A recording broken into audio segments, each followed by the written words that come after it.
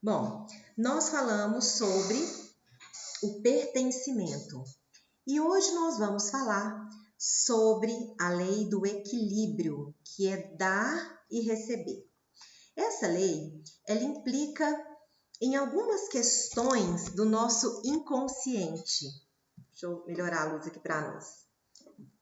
Como, por exemplo, o nosso ganho secundário e a nossa elevação de superego. Como assim?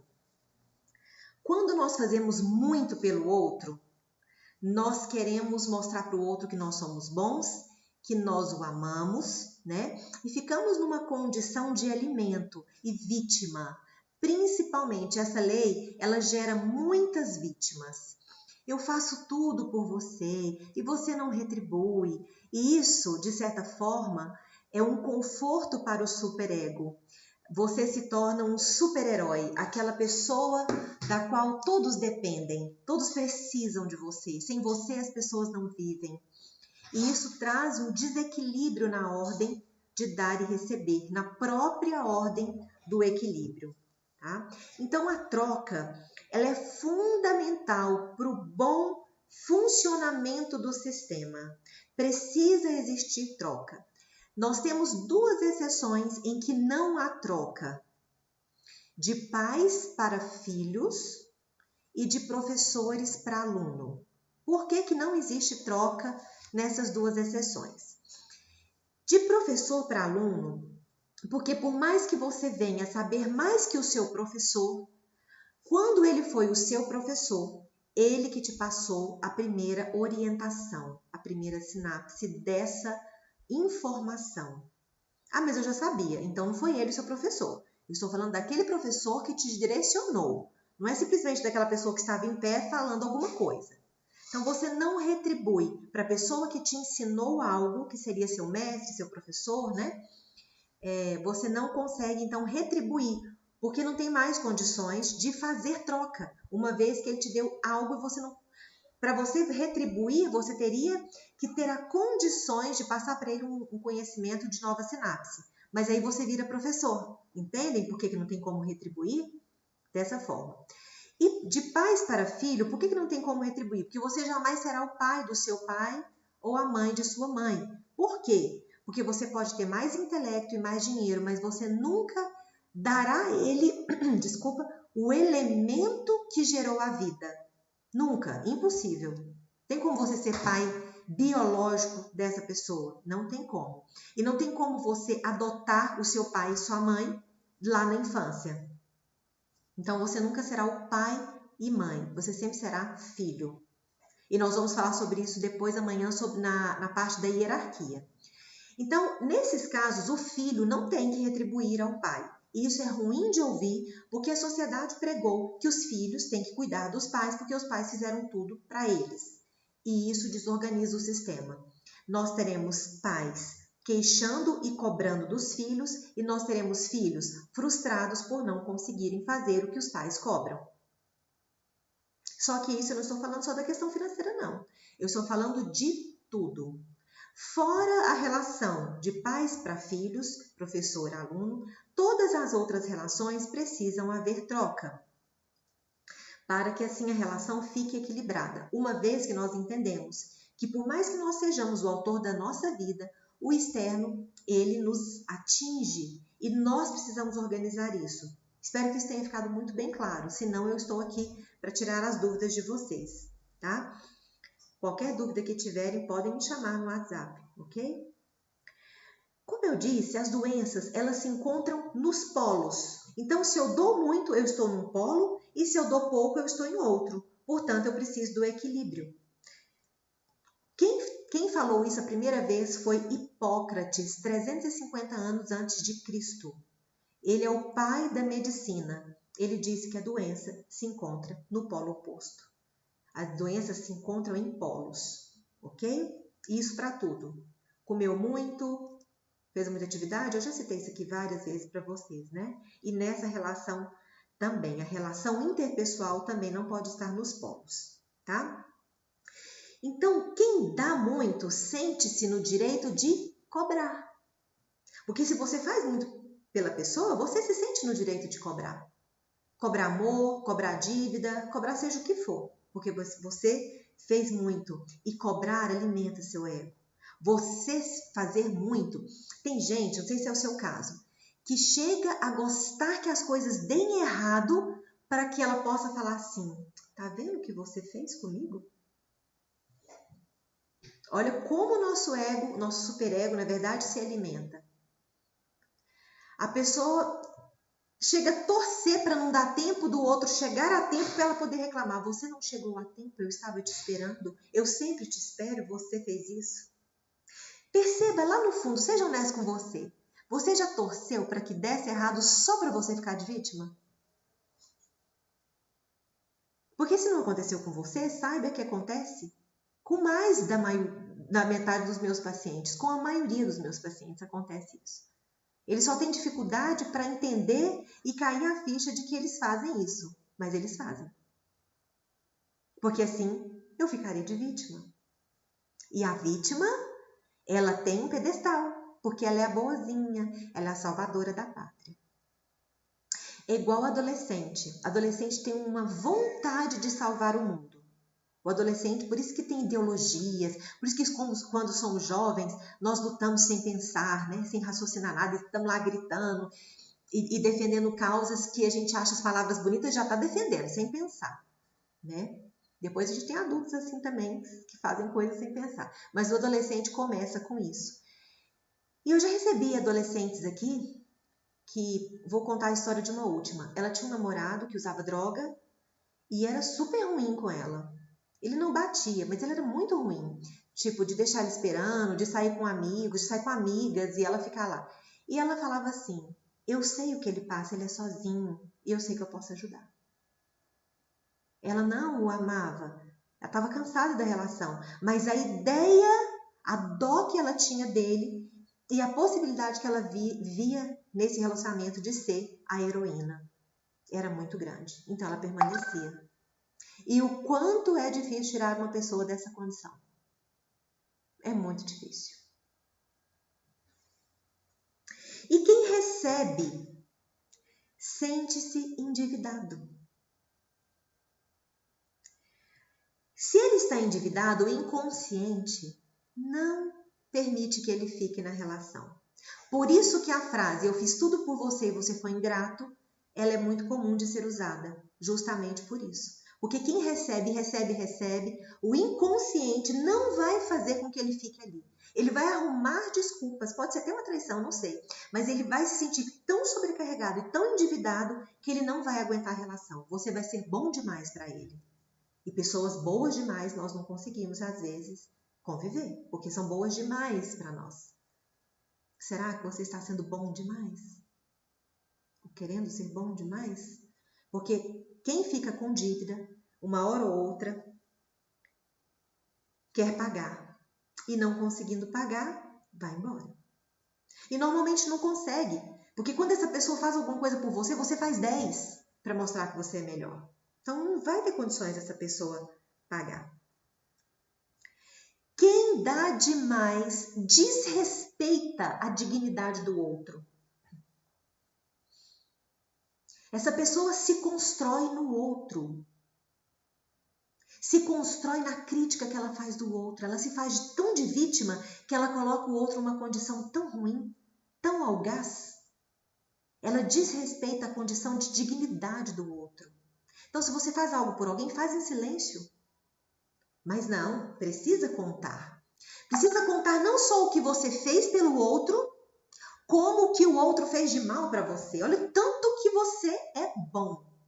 Além de você fazer muito, demasiadamente para o outro, esse outro que recebe muito ainda é muito ingrato e ruim com você. Já deveria morrer, porque já alcançou o pedestal, a perfeição. Olha como isso é sério. E aí, a condição que nós temos, pessoal, e eu garanto que eu estou falando aqui para a maioria que já fez isso, tá? Porque não são vocês que fazem, somos nós que fazemos. Essa é uma condição que nós fazemos, que nós temos sem perceber. A gente tem que ficar se policiando. E não bastante, essa pessoa busca aliados Porque quanto mais aliados você tem, mais você está correta. Só que quem está do seu lado só ouviu a sua versão. Enquanto o Chapeuzinho Vermelho conta a história, o lobo mau é sempre ruim. Vocês já viram Tom e Jerry? As crianças gostam mais de quem? Do Jerry, que é o ratinho. Por quê? Porque o Tom é mau. O Tom é mau? Ele é um gato. Instintivamente, o que gatos fazem? Perseguem ratos. Só que nesse desenho em específico, o Tom só leva. O Tom sofre todas as injustiças, que é o gato. E ele ainda é ruim, porque ele perseguiu o rato, que é o instinto dele. É assim que nós agimos. Nós temos, inclusive, desenhos para nossas crianças que nos ensinam isso. A Cinderela, por exemplo, que é um ícone, talvez não para os nossos filhos, mas foi para nós, quem tem mais ou menos a idade. Ela era aquela que fazia tudo, nunca desobedecia, sempre muito boazinha e muito boba. Esse também é o ícone das novelas que nós temos. O bom é aquele bobo. Pessoas autênticas não são tão boas. Olha como a sociedade foi construindo, foi nos construindo. As pessoas boas das novelas são as que choram e sofrem pra caramba. São as vitimadas, que todo mundo fala mal, que todo mundo não gosta, que todo mundo critica. Aí no final, no último dia, ela fica, sei lá quantos dias tem uma novela? 150 dias, 200 dias, não sei. Mas em um dia ela tem aquela glória. E aí a gente só vê o dia da glória, porque não sabe como foi no outro dia, a novela acabou. Possivelmente aconteceu mais ou menos a mesma coisa, né? Porque a gente não sabe. Entendem isso? A nossa vida é real e construída em arquétipos. Construída de forma impensada. Porque dificilmente paramos para pensar diante de alguns versinhos lindos que saem na internet. Hoje eu estava preparando umas postagens e aí chegou para mim assim: existem 2 lobos dentro de você, um ruim e um bom. Até procurei uma radiografia de um lobo, porque eu quero soltar essa mídia, para ver se dentro de alguém existe um lobo, né? Para a gente poder começar a raciocinar. Ah, Daniele, mas isso é uma metáfora, é um modo de dizer. Esse modo de dizer está acabando com as pessoas. Então, não tenha modo de dizer. Entenda na prática. Isso não é frieza, isso é liberdade. Quando você entender na prática, aí sim você usa os direitos da poesia.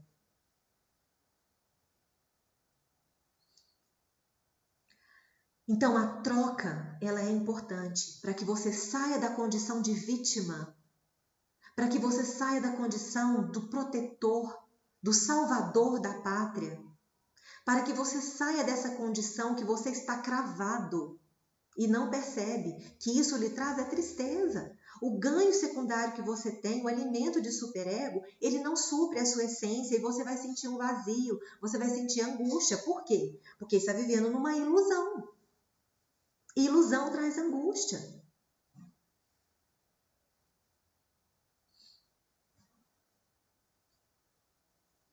Ilusão traz camadas de mentira para a sua vida e você vai construindo cascas e mais cascas e mais cascas e ficando cada vez mais distante do miolo da essência.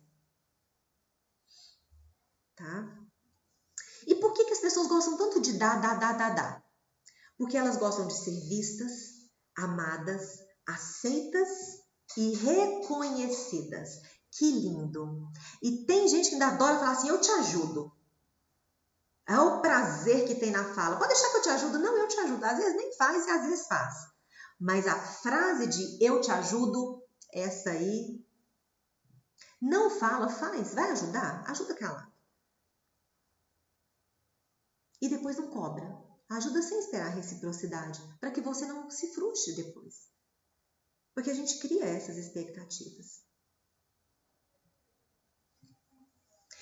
Eu recebi uma paciente uma vez que ela falou assim, meu casamento não tem jeito. Ela colocou velas pela casa e o marido chegou, né? E ela estava vestida de mulher gata. E o marido, ele deu uma crise de riso. E ele conversando comigo, ele falou, Daniela, eu não queria, mas eu não controlei. E ela não entendia de jeito nenhum. E o que ela falou para mim? Ela faz tudo por ele, tudo, exatamente tudo por ele, e ele não consegue dar valor. E realmente, gente, ele ficou tão descontrolado, ele não sabia o que ele fazia naquela hora. E uma estrutura que nós temos de defesa é o riso, tá? Então, para mim, estava muito claro que ele estava falando a mentira, que ele estava falando a verdade. Que ele deu a crise de riso, mas ele queria aquilo, tanto que depois ele tentou voltar para a condição. Por que ela não voltava? E depois de alguns meses de terapia, ela entendeu que ela não queria voltar. Ela tinha entendido que ele tinha dado a crise, inclusive ela é terapeuta. Ela sabia, mas a condição dela querer que aquela noite fosse horrível, porque, gente, pensa para quantas pessoas ela contou. Você acredita que o meu marido riu na minha cara depois de fazer uma noite linda, com vinhos, com velas pela casa, comprei uma lingerie, Olha o tanto que essa pessoa ficou vítima. E quando ela reconheceu, foi a coisa mais maravilhosa, porque ela fez outra noite, foi linda a noite. Mas olha o que ela teve em mãos. E lá no fundo, por mais que ela tivesse doído e tudo mais, ela sabia que ele estava rindo por defesa. Talvez se ela não soubesse, ficaria melhor, mas ela sabia. Ficaria melhor até ela entender, né? Porque quando a gente entende, a gente volta atrás e reconstrói. Então nós ficamos, esse casal ficou comigo durante 6 meses e foi um trabalho muito bacana de reconhecimento. Por quê? Porque ela era aquela pessoa que queria dar o tempo todo, só que ela cobrava indiretamente. Não, eu não cobro nada dele. Indiretamente ela cobrava sim. E é isso que nós fazemos. Quanto maior é a desilusão, nós achamos melhor, porque olha o tanto de aliados que vamos ter. Olha que absurdo que fizeram comigo, você acredita que fizeram isso comigo? Gente, vocês vão ter muito aliados se a coisa que aconteceu com você foi uma coisa muito grave. Não queiram aliados. E às vezes, a maioria inclusive, são pessoas da família. São mães falando de filhos, pais falando de filhos, filhos falando das mães.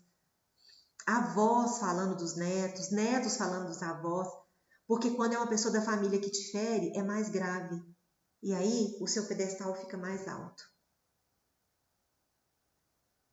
Quer ser realmente uma pessoa no caminho bom? Aquilo que te feriu, faça silêncio. Você não ama a pessoa que te feriu? Não é por isso que você está indignado e buscando plateia? O verdadeiro amor seria você não falar nada. Não expor as pessoas que você ama. E deixar de lado o ganho, que é o ganho de dar e não receber. No final das contas, quem vai sofrer é você. Porque você que vai sentir o vazio, você que vai sentir a desordem no seu corpo, no seu emocional. O antídoto para isso é você ter gratidão por tudo que lhe acontecer, seja bom ou ruim. Porque gratidão é gratidão. A gente não paga gratidão, viu? Tem gente que fica no relacionamento e fala assim, eu tenho gratidão. Gratidão a gente nunca paga. Não pense que você vai agradecer um ato que precisa de gratidão. Seu filho nunca vai lhe pagar a vida que você deu a ele. Esse é o maior ato de gratidão. Mas meu pai nunca fez nada por mim, minha mãe nunca fez nada por mim. Te deu a maior coisa, que é a oportunidade de você ter uma experiência e desenvolver e melhorar. Se ele te largou, se ele te abandonou, seja o que for, ainda assim existe gratidão, a gente querendo ou não, porque é indiscutível que ele te deu a vida. Isso é indiscutível. Mas me estuprou, me bateu, me fez mal, me jogou no lixo, me jogou fora, te deu a vida.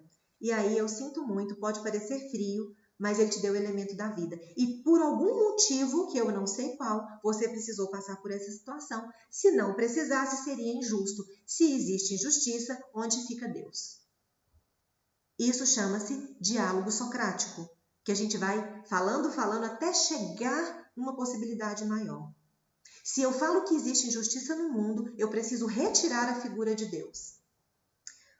Deus não ia permitir injustiças. Portanto, as coisas estão corretas como devem ser, por mais que não entendamos. Isso para quem segue a nossa linha de raciocínio. Porque nós temos autores que vão falar diferente, e aqui os 50 tons é para quem segue a ideia do Instituto Uno, né? Eu pedi permissão para uma pessoa, para dar o exemplo dela, que ela me disse o seguinte: Daniele, não acredito em Deus, mas eu queria fazer os 50 tons. Eu falei, não tem problema nenhum. Algumas coisas não farão sentido porque você não acredita em Deus. Mas não tem problema nenhum você fazer os 50 tons. Mas eu parto desse princípio e citarei Deus várias vezes. Tem problema para você? Não, não tenho. Eu falei, porque de qualquer forma citaria, né? E sou muito honesta em relação a isso. Entendem o que eu quero dizer? A autenticidade está dentro dessas leis também. Ser autêntico é exatamente isso que eu estou falando aqui. É obedecer às leis que nos regem. E essa é uma. Difícil? Difícil. Difícil. Porque uma das coisas que eu prezo aqui no Instituto é: você só pode ser terapeuta quando as coisas passarem pelo seu corpo. Então eu já passei por esse processo, graças a Deus. E quantas vezes eu saí indignada com a minha terapeuta, quantas vezes eu já remoí, já passou coisas que eu não entendia, como acontece até hoje. Nós somos seres em evolução e vamos passar por isso sempre.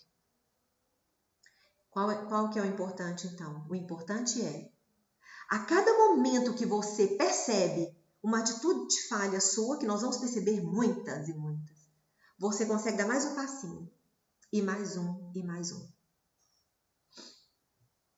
E graças a Deus que nós aprendemos todos os dias, significa que não somos inertes, que estamos em evolução e que podemos mudar. Assista mais uma vez esse vídeo e leiam o PDF que eu mandei para vocês. Por quê? Porque no PDF tem algumas reflexões, tem algumas perguntas para você responder para você mesmo e tem algumas reflexões que eu quero que vocês façam, tá? Sobre essa lei de troca, ela não existe só na família, ela existe numa empresa também. Quando um funcionário recebe muito, fica em desequilíbrio e ele tende até a sair da empresa. Quando ele faz demais sem receber por aquilo, ele também não fica porque ele se sente injustiçado. Então, isso não é só na relação da família. Isso é em qualquer tipo de relação. Precisa haver troca. É diferente de caridade. Eu faço um trabalho na quarta-feira que é um trabalho de caridade. Então, não tem custo nenhum, porque eu optei por um trabalho de caridade. Isso é uma coisa. O meu trabalho profissional é necessário que eu cobre, a não ser que eu faça uma caridade. A pessoa não pode me pagar, eu não deixo de atender, não. Mas eu faço nem que seja um valor simbólico para que aquilo seja saudável. Mas já aconteceu de vir pessoas, já aconteceu várias vezes, de vir pessoa com muito poder aquisitivo e eu preferi não cobrar. Porque aquilo ali é que seria terapêutico. Que a pessoa acha que compra tudo com dinheiro. Então, vem cá, não vou te cobrar. E aí? Aí é uma questão terapêutica, é diferente. Existiu uma troca. Qual que era a troca? A troca só não era financeira, a troca era outra. Era uma melhora, era uma jogada terapêutica.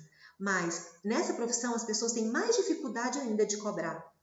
Precisa, porque é terapêutico que a pessoa pague ou troque. Não precisa ser o dinheiro, precisa de uma moeda de troca. Eu estou pagando pela minha construção porque eu estou investindo em mim. Isso é importante, tá? Isso é muito importante. Não dê tudo de graça, não é bom, desequilibra o sistema. Até para os filhos precisam ter tarefas, os filhos precisam estar em movimento de troca para que tenha algo saudável, para que eles tenham assim, eu consegui, eu fiz por meu mérito. Isso é importante para as criancinhas. Guarda os brinquedos, a criança está morrendo, ao invés de guardar por elas, deixa ela guardar e parabenize, porque existe um centro de recompensa no cérebro. E aquilo vai ser ativado e vai dar garra para que ela construa uma musculatura. Olha, ela é físico, uma musculatura melhor, um dinamismo para ir para a vida, uma conquista. Isso gera felicidade. Ok? Então, leiam o PDF. Hoje eu preciso que realmente vocês leiam por causa das reflexões das perguntas que contém lá. Tá? Quero que vocês leem, releem e, mais uma vez, analisem aí. Se possível, assistam novamente esse vídeo. Um grande beijo. Fiquem com Deus. Deus abençoe todos vocês. E bora para mais uma questão de relacionamento, né? E amanhã nós vamos falar sobre hierarquia. Gratidão, fiquem com Deus.